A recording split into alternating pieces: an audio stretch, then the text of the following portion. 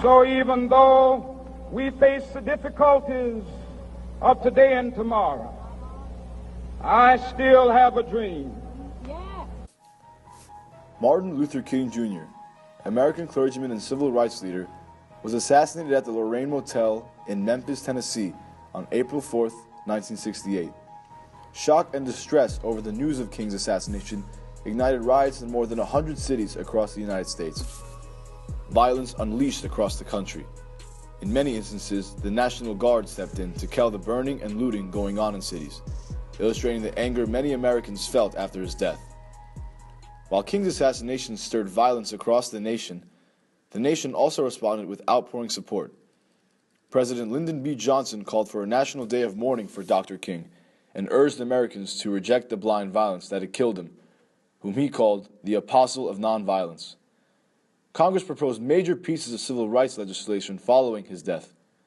Furthermore, over 100,000 mourners followed King's coffin as it was carried through the streets of Atlanta for his funeral. The National Center for Civil and Human Rights' MLK Assassination exhibit uses multi-sensory stimulation to help immerse visitors within both the immediate chaos and the call to strive for peace and change in America following King's death. When visitors enter through the bottom floor of the exhibit, which focuses on the chaos and emotional turmoil, visitors encounter loud screens with rock music, video projections of the violent protests, and dark lighting. This immerses visitors within the chaotic riots of the nation and helps visitors experience the emotional toll it took on many people, for King's death robbed America of one of its most vigorous spokesmen for moderation and integration. A store owner who witnessed the riots in D.C., Virginia Ali, described the mood as, quote, sadness more than anything else. The radio stations played hymns, and people came in crying. People were out of control with anger and frustration. To further demonstrate how far the chaos reached throughout America, the exhibit utilizes the carpeting of the bottom floor, depicting a map of the U.S. containing small flames. The flames depict cities that had riots following MLK's assassination, with the fire spread throughout the whole map. This illustrates to visitors the widespread chaos and anger of the American people, which helps visitors grasp how greatly MLK's assassination affected the nation. Aside from the chaos and violent protests going on in the nation following King's death, the American people also dealt with coming to terms with losing one of its prominent figures of equality and peace. The staircase visitors used between the two floors emulates the staircase of the motel MLK died in, serving as a transitional space.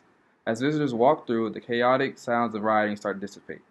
The exhibit causes visitors to feel empathetic, and it appeals to the emotions of the visitors even more. Photos of King's dead body and his blood left from the scene of his assassination greet visitors as they walk up the stairs.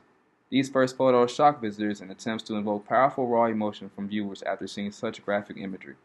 However, like people at the time who dealt with this horrific event, visitors eventually would have to come to terms with MLK's death. After visitors witness King's death at the motel, they make their way out and are met with pictures of MLK's funeral, illustrating the large sense of community felt between the American people in mourning Dr. King and honoring his legacy. While King never left the motel, visitors moved forward up the stairs and with the American people immersed themselves within a community that still strives for peace and equality. The sound of Dr. King delivering his own eulogy places visitors into that moment, helping them experience that sense of community within the American people at this time. Martin Luther King Jr. tried to give his life serving others. The National Center for Civil and Human Rights MLK Assassination exhibit creates a multi-sensory environment that helps enable visitors to experience both the chaos and emotional turmoil in America and the unity of the American people to continue King's work following his assassination. Together, both the top and the bottom floor try to emulate the environment one would be in if they lived there during this time. Unlike many museums, the NCCHR uses a variety of features, such as lighting, loud sounds, and video projection to inform its visitors rather than simply having pictures and some things to read. The NCCHR strives to immerse visitors in that time period, further allowing them to grasp the importance of this event in American history.